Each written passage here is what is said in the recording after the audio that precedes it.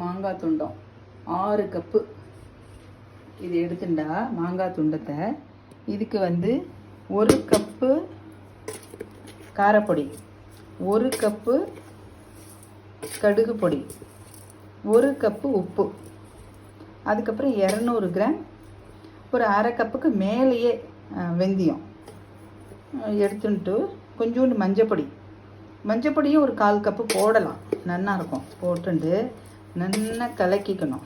கலக்கிண்டு இதில் நல்லா 1 லிட்டர் நல்லெண்ணெய் ஊற்றி இதை குழச்சிக்கணும்.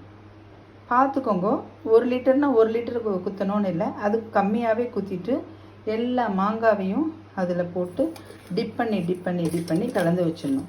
அப்படி சப்போஸ் எண்ணெய் கூட போகும் போல் இருந்ததுன்னா ஃபஸ்ட்டு 1/2 லிட்டர் குத்தி குழச்சி வச்சுட்டு அதுக்கப்புறம் வேணும்னா கூட எண்ணெய் குத்திக்கலாம். இதுதான் ஆவக்காவோட ரெசிபி. இப்போ நான் இதில் ஒரு 1/2 லிட்டர் எண்ணெயை விடுறேன். இப்போ நான் 1 லிட்டர்னு சொல்லியிருக்கேன், பட் 1/2 லிட்டர் நல்லெண்ணெயை இதில் அப்படியே விட்டுட்டேன். 1/2 லிட்டர் இது 1/2 லிட்டர் விட்டால் என்ன ஆகும்னா அப்படியே கரெக்டாக இருக்கும்.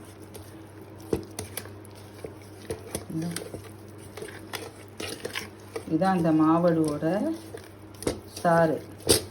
ஸோ இன்னும் எப்படியும் ஒரு 1/4 லிட்டர் நல்லெண்ணெய் இதுக்கு வேணும். ஏன்னா இந்த பொடிக்கும் எண்ணெய்க்கும் சரியாக போயிடுது. இப்போ மாங்காயை போட்டு கலரி வச்சு ஊற ஈர்த்துக்கும், அப்படியே இழுத்துன்றோம்.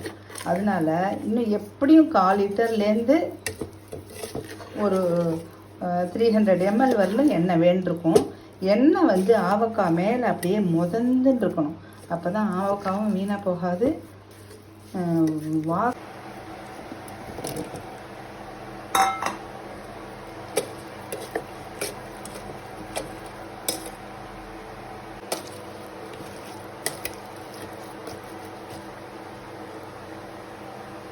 அப்படியே எண்ணெயெல்லாம் எழுந்துன்னு வந்துடும்.